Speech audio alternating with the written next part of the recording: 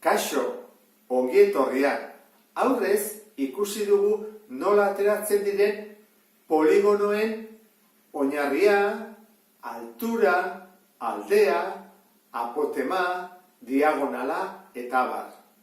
Eta orain, elementu horiekin azalerak kalkulatuko ditugu. 9 irudi ikusiko dugu. Eta era hortara, jakingo ditugu 9 formulak nola aplikatu daitezke. Lehenengoa, hau izango da. Ematen digutenean, karratua edo lauki bat. Hortarako, bat bakarra behar dugu, aldea. Zergatik, bere formula dagoen sinplena delako. Azalera berdin, aldea berbi. Zenbat aldea? 7. Alde guztiak 7 direlako. Orduan egingo dugu, erantara. A berdin, 7 berbi. Eta hori da, 59. Eta unitateak ez dira zentimetroak, dira karratuak, azalera karratutan esaten delako. Hau izango litzake, lehenengo formula. Bigarrena, izan berrian laukiaro karratua dugu lauki zuzena. Orduan, lauki zuzena dugunean, bi datu behar ditugu, oinarria eta altura. Eman daiteke adibidez, diagonala. Baina diagonala ematen badigute, izango da altura ateratzeko edo oinarri ateratzeko. Eta honen formula zein da? Honen formula da A berdin, oina bider altura. Oina bekin jartzen da eta altura H batez. Orduan, azalera berdin, oina 8, bider altura 5. 8 bider 5, 40. Orduan dira, 40 zentimetro karratu. Ikusten duzu bezala, bi irudi hauen azalerak kalkulatzea oso erraza da. Goiko irudia erronboide bat da. Eta bitartean bekoa erronbo bat. Zer diferentzi dagoen? Bean alde guztiak berdinak direla, eta goian ez daude bi paralelo eta beste bi paralelo. Zein da erronboidearen formula? Lauki zuzenaren berdina. Gogoratu zaitez. Jarri dugu, azalera berdin, oina bider altura. Ematen badigute hemen bezala, 20 bekoa dela, 20, orduan, oina da 20. B berdin 20. Goikoa ere, oina da 20. Eta altura zein da? 10 ez. Altura beti da perpendikularra. Orduan, hemen, 8 izango litzake. H, 8. Horran guk egin behar duguna da, oina bider altura, azalera, beraz, 20 bider 8. 160 metro karratu. Metrotan ari geralako. Errongoan, 3 datu egon daitezke. Aldea, adibidez, 5 dela, diagonal handia 8, diagonal txikia 6. Eta azalera kalkulatzeko formula da diagonal handia bider diagonal txikia zati bi. Beraz, aldea ez dugu jakin behar azalera jakiteko. Ezagutu behar dugu bere perimetroa kalkulatzeko, baina azalerarentzat ez. Orduan, 8 zer da diagonal handia, 6 zer da diagonal txikia. Beraz, aldea ez dugu behar, egingo dugu azalera berdin, 8 bider 6, zati bi, 8 bider 6, 48, zati bi, azalera da, 24, zer zentimetro karratu.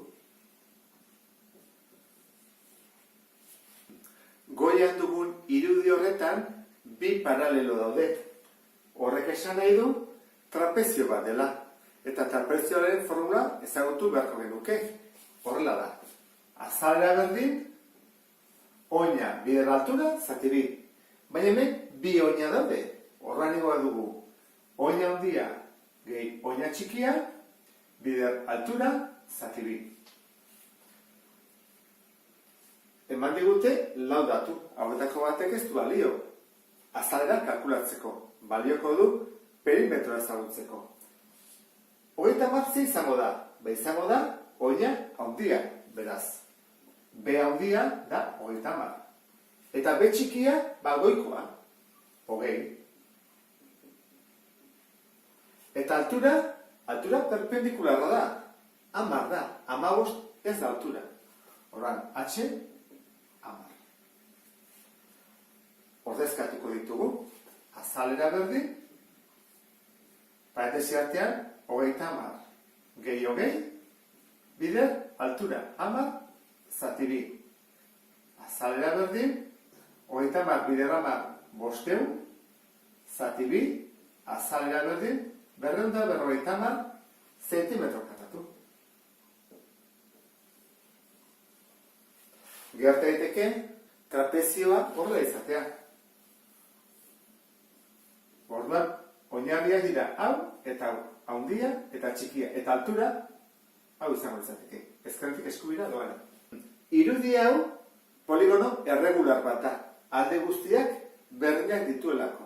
Orduan, bere formula hau da.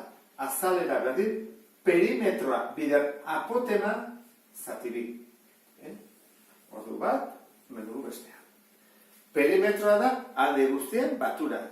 Orduan, izaten da, ematen digutean alde bat, eta egin bat dugu, bider zenbat alde dauden, 1, 2, 3, 4, 5, 6. Orduan, perimetroa da, 12, bider 6, 72 zentimetro. Eta apotema da, zentrotik, aldearen zentrotik, irudiaren zentrora doana. Hoi da apotema, orduan, hau da apotema. Apotema da, 10,4. Hau, datu hau, ez dago ezako importantea. Batzutan ematen digute apotema kalkulatzeko. Hau, erradio hau, ez da formula honetan erabili beharrik. Orduan, ordezkatuko dugu. A berdin, perimetroa 72, bider apotema 10,4, zati 2, altuadra jarriko dut, 72, bider 10,4, zati 2. Eta ematen digun, azalera, 74,4 zentimetro karratu. Dugun irudia triangelua denean, bere formula oso simplea da. Azalera berdin, oina bider altura zati 2. Kaso honetan, zein da oina? 30. Orduan, beda, 30. Zein da altura? Bakizue perpendikularra dela. Horra ebera erresa da, 10. Altura, 10. Beste honetan, zein da oina? 30. Zein da altura? Altura ez da 14. Beti da, perpendikularra, 10. Horrek esan nahi du, bi triangelu hauen azalerak berdinak direla. Zergatik? Oina eta altura berdinak dutelako. Orduan, guazen kalkulatzea azalera. Azalera berdin, oina 30. Bider altura 10, zati 2. Azalera berdin, hau da, 300, zati 2, 150 zentimetro karratu. Hauek dira azkeneko bi irudiak, zirkuloa eta sektore zirkularra. Baldin badakizu formula, azalera oso erresa da kalkulatzen. Zergatik? Begira, azalera da pi bider erradioa berbi. Beraz, erradioa baldin badakigu, oso erresa da kalkulagailuekin kalkulatzen. Eta nola egiten da hori? Goazen pentsatzea hemen, hau zer da? Zentrotik pasatzen bada, eta baldin badikua, zirkunferentziaren punta horretik bestera, hori da diametroa. Eta diametroak ditu bi erradioaren luzera. 10 eta 10. Beraz, erradioa da 10. Zer jarriko dugu hemen? Azalera berdin, pi bider 10 berbi. Pi badakizue 3,14 dela, eta kalkulagailuak egiten duena da, zehatzago kalkulatu ezta. Horren egingo duguna da, pi bider 10 berbi. Eta atatzen zaigu, 314 koma, borobilduta, 16 zentimetro karratu. Ikusten duzu bezala, orain arteko formularik errexena, datu bat bakarra behar dugulako. Sektore zirkularraren formula zailagoa da. Bi datu ditugu, erradioa eta angelu zentrala. Eta hola egiten da. Jartzen dugu formula hau, A berdin pi bider R berbi, eta bidertzen dugu angelu zentralarekin, eta zatitzen dugu bira guztiarekin dela 360 gradu. Orduan, ordezkatu behar dugu R eta N. Azalera berdin, R zen bada, hemen 10 da. Eta N, angelu zentrala, 50. Hemen eman behar digute, 50 gradu. Orduan ingo dugu, pi, bider 10 berbi, bider 50, zati 360. Orduan hemen dugu kalkulagailua, eta jarriko dugu, pi, bider 10 berbi, bider 50, zati 360. Eta ateatzen zaigu, azala dela 43,63 zentimetro karratu. Eta honekin bukatzen ditugu 9 irudiak. Beste bat arte, agur!